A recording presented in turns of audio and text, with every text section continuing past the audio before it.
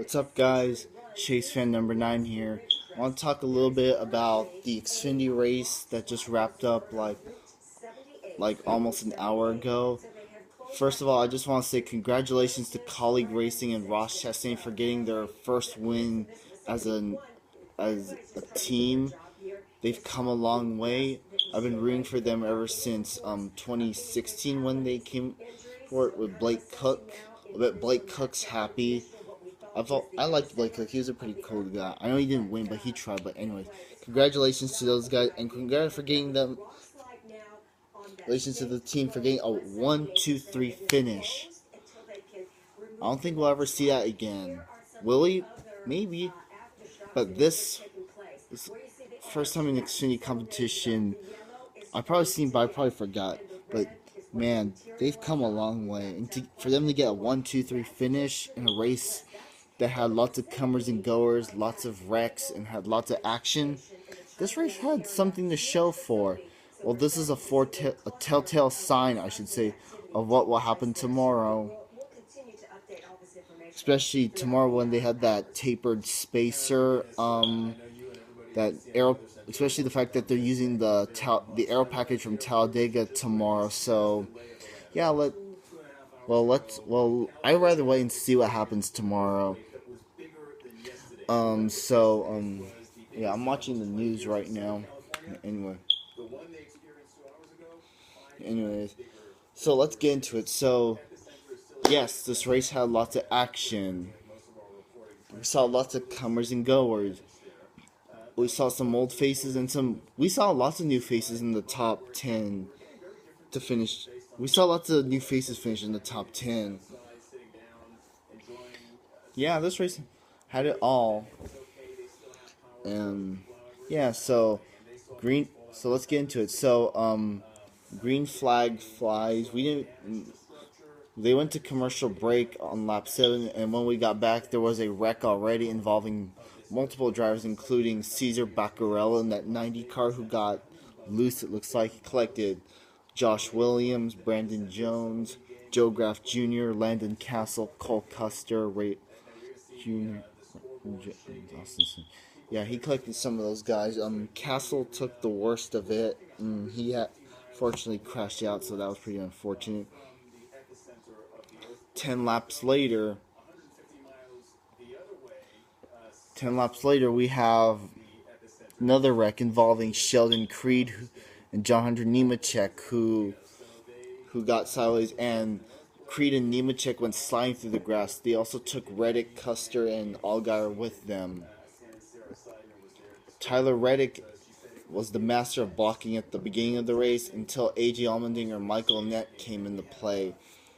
There was lots of aggressive driving, especially from Ross Chastain. Well, I'm not surprised that Chastain's racing aggressively because we've seen it out of him before. It was mostly a dominant race by Colleague Racing altogether as a whole.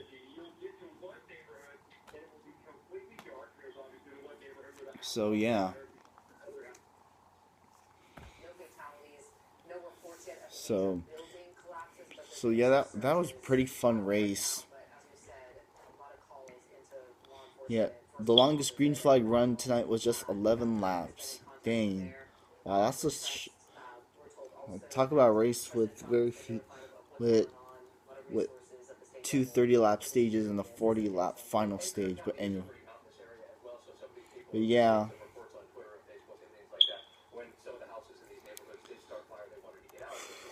Trying to get out my thoughts. Yeah, so yeah, we saw drivers all over the place. We saw drivers get shuffled to the back, drivers working their way up to the front, and it had everything. So then we had a 2-lap run to the end of stage 1, which was won by the hell. Where's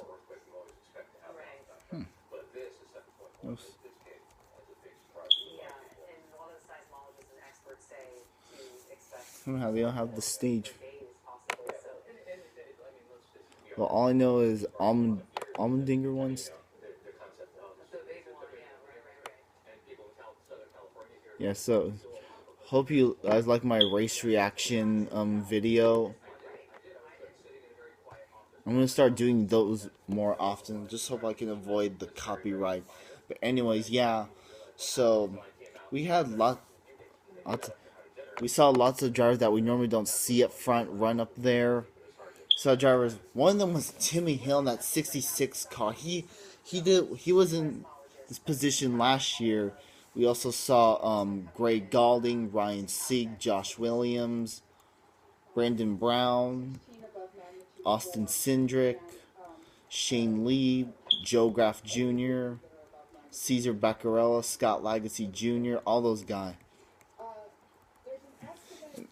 And we also saw Chase Briscoe running up there. We'll get to him shortly. And also, there was one point in the race where they're starting to run single file, but they weren't single file because some drivers at the back were still racing in a group. Anyways, that was going well, and it was all good until what's his name, Reddick. Apparently, from what I saw, Reddick had a hole in his tire, and it caused him to get sideways, and he got up into Briscoe, which I don't blame Reddick, but Reddick tried to save it, so I have nothing against Reddick, but man, Briscoe took a hard ass hit, so that was pretty unfortunate. And he was running third before the wreck. So yeah, so that was pretty unfortunate. I wouldn't mind him winning. I'm just saying. I'm not saying I have nothing against college racing. Yeah. So yeah, it was pretty disappointing for Briscoe. Then stage 2 happened. I think Allmendinger won that stage. Yeah, some reason Racing Reference is not showing it.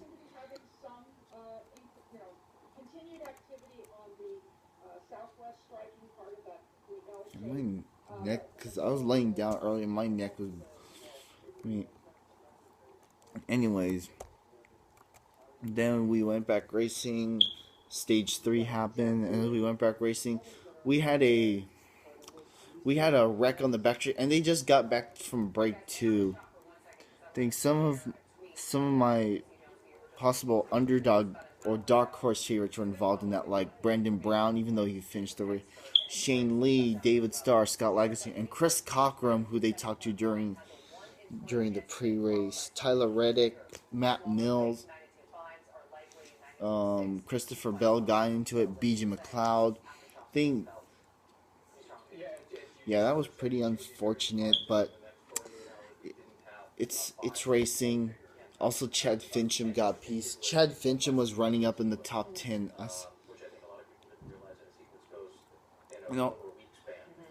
Ross Chastain won stage 1. Allmendinger stage 2. Ryan Sieg got a good finish in stage 2, so good. So yeah, I think it started when Scott Lagasse Jr. No, David Starr got turned. See, I can't remember. I got into him. Some drivers had no idea, and because of that 2+ hour rain delay, there was lots of water in the grass parts, so some of the cars had to be towed out of the grass in order to get themselves back running again. So that was pretty stressful, but at least I'm happy that Chris Cockrum got to finish. Does gonna back it up with a better result than that 10th he got Talladega. So, but stuff happens. He tried though. Well, let's see what next year brings. Well, anyways, then we went back racing with 21 to go, and then 8 laps later on lap 86, there was another massive wreck, and I was like, "Oh shit!" And it started when Michael Nett got turned by Christopher Bell, and it caused a chain reaction crash. And some of my favorites, third day just pretty much came to an end. Like Annette, Williams, Galding, Gregson, who was up there. He and Allgaier led the field to green at one point, and they both led some laps. Custer had a disappointing night. And also, hold on. Caesar Beccarella, Stephen Light, Joe Graff Jr., Ryan Sieg, who unfortunately had his night come to an end. John Hunter Nemechek, Brandon Brown, Christopher Bell, Chad Fincham. His luck finally ran out. Oh yeah, Joe Graff did get a DNF. That's unfortunate, but anyway. But anyways, we had a 17-minute red flag, which I'm not surprised that they did. So yeah, sucks. But I'm not that mad because not all. Yes, some of my underdog dark horse favorites were involved, but but all of them didn't sustain serious damage. 20, 22 drivers finished the race. Jesus Christ. So we went back racing, and Justin Haley led the and Reddick, who suffered that was involved in that wreck with Briscoe. He did a nice job going going for going from back to the front. Wow, Reddick, I see you. Your team is very impressive. Yeah, he was up there, and at some point between the final restart and the checker flag, he suffered. I don't know. I don't know if he hit the wall or something, but he came down pit road and he finished. Where did he finish? According to Racing Reference, he finished 17th, a lap down. Last car 1 lap down. So yeah, that was unfortunate. Yeah, he was the driver to beat today, especially after that win at Talladega 3 months ago. So yeah. Then what? In between the final restart and the checker flag, we had several drivers spin out, but no cautions were thrown. Like Riley Herbst and Shane Lee.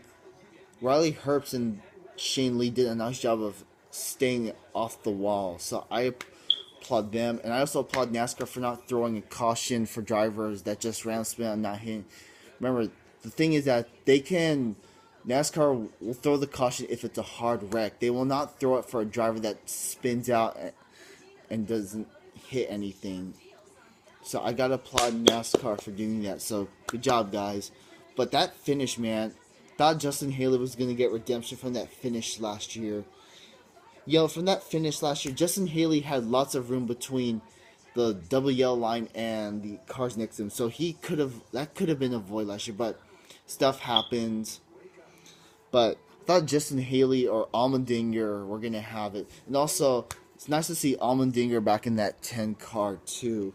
He's going to run some more races this year, so can't wait for that. Allmendinger had a very impressive night. He and Chastain were the cars to beat. Chastain led the most laps, 49. Allmendinger led 33. And, they were the cars to beat tonight. So when the white flag fell, the field got a little spread out. It was between the College Racing guys and Christopher Bell. And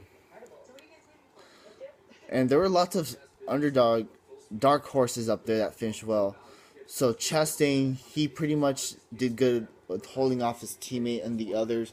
And with that, Ross Chastain gets his second career win in the Xfinity Series, even though he's not running for points. He also gets his first win in Daytona. Got to see him do the melon smashing. And he gives Colleague Racing as an entire team their first career win. And not only that, their first 1-2-3 finish as well. So, congrats, Ross Chastain. Congratulations, man. So, let's take a look at the results. So, Justin Haley, career best finish. Allmendinger's third. Bell fourth. Austin Cindric fifth. Good for him.